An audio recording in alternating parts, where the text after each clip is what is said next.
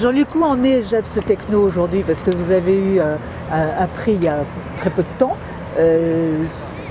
Alors GEPS Techno aujourd'hui, on est en train de s'accroître, de grandir, puisque on connaît une certaine réussite sur le plan commercial, à la fois sur nos produits, nos petites plateformes autonomes et nos stabilisateurs pour navires.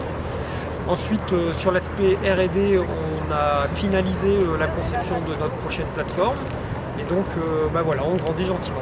Alors le prix EDF Pulse, c'est quoi pour vous?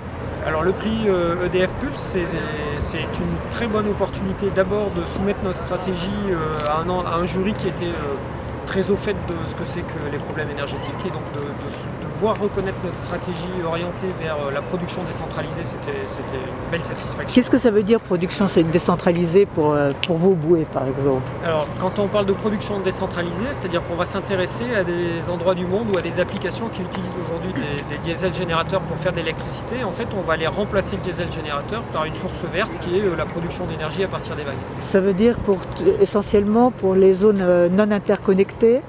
Alors ça va être les zones non interconnectées, ça va être l'aquaculture, mais ça peut être aussi des applications dans le pétrole ou même les EMR demain sur certaines applications.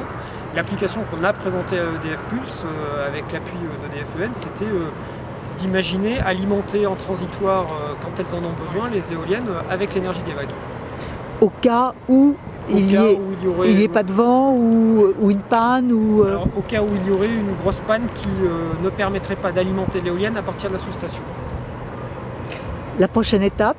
Alors la prochaine étape, c'est la construction du prototype de 150 kW qui préfigurera ce qui va être utilisé pour toutes ces applications-là.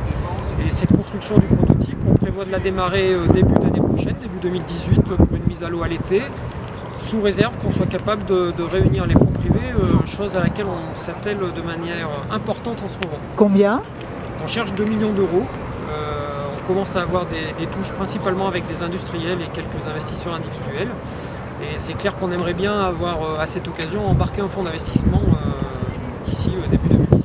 Un fonds d'investissement français, il y a des pistes ou c'est plutôt européen? Alors on a des contacts avec des fonds français et on a aussi des contacts avec des fonds étrangers, puisque ils commencent à avoir entendu parler de GEPS à l'étranger, ils voient notre développement et donc forcément on attire un peu plus les convoitises qu'il y a quelques mois.